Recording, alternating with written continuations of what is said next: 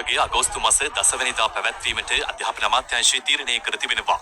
එවැනි පසුබිමක උසස් පෙළ විෂය නිර්දේශය ආවරණය කිරීමට අමාත්‍යාංශයේ ලබා දී ඇති කාල සීමාව ප්‍රමාණවත් නොවන බව පවසමින් විවිධ පාර්ශව උසස් පෙළ විභාගයේ පැවැත්වීමේ කාලවකවානු සංශෝධනය කරන ලෙස ඉල්ලා සිටියා. මේ සම්බන්ධයෙන් මානව හිමිකම් කොමිසමටද මේ වන විට පැමිණිල්ලක් ඉදිරිපත් වී තිබෙනවා. එවැනි පසුබිමක 2026 අගෝස්තු මාස 10 වෙනි දින ආරම්භ කිරීමට සැලසුම් කර ඇති උසස් පෙළ විභාගයේ සම්බන්ධයෙන් කරුණු පැහැදිලි කරමින් අධ්‍යාපන අමාත්‍යාංශය පසුගියදා නිවේදනයක් ද නිකුත් කළා. අදාළ නිවේදනයේ මගින් අධ්‍යාපන අමාත්‍යාංශය සඳහන් කර තිබුණේ ජාතික අධ්‍යාපන ආයතනයෙන් නිකුත් කළ ගුරු මාර්ගෝපදේශවලට අනුව උසස් පෙළ විෂය නිර්දේශය ආවරණය කිරීමට ලබා දුන් කාලය ප්‍රමාණවත් බවයි. මේ අතර ප්‍රශ්නගත මෙවර උසස් පෙළ විභාගයේ සම්බන්ධයෙන් ජාතික වෘත්තීය සමිති මධ්‍යස්ථානයේදී ප්‍රවෘත්ති සාකච්ඡාවක් ඇඳවමින් කරුණු පැහැදිලි කළා. විභාගය අගෝස්තු 10 වෙනි දින ආරම්භ කරනවා කියන එක පැහැදිලිව ප්‍රකාශ කරලා තියෙද්දී දෙමව්පියන්ගේ දරුවන්ගේ ගුරුවරුන්ගේ ඉල්ලීමකින් තොරව ඒ සඳහා දේශපාලන පක්ෂයක් මැදිහත් වෙලා මේ දරුවන්ගේ විභාගය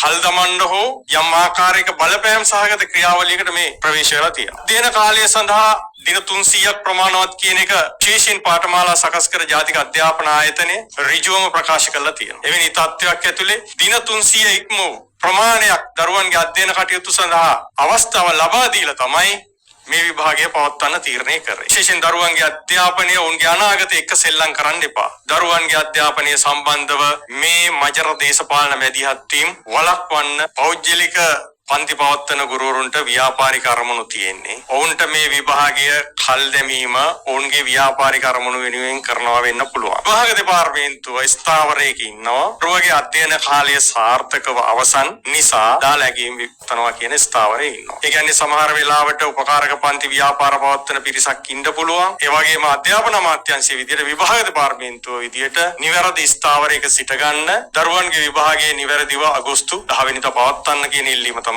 අපි දරුවන් විභාගයට පෙනී සිටින්න අවශ්‍ය විදියට දරුවන් සූදානම් කරලා තියෙනවා. දරුවනුත් එහිසිලා ඉන්නේ, ගුරුවරුනුත් එහිසිලා ඉන්නේ, දෙමව්පියනුත් එහිසිලා ඉන්නේ. ඒ නිසා નિયમિત දිනට විභාගය පවත්වන්න කියන ඉල්ලීම තමයි අපේ තියෙන්නේ.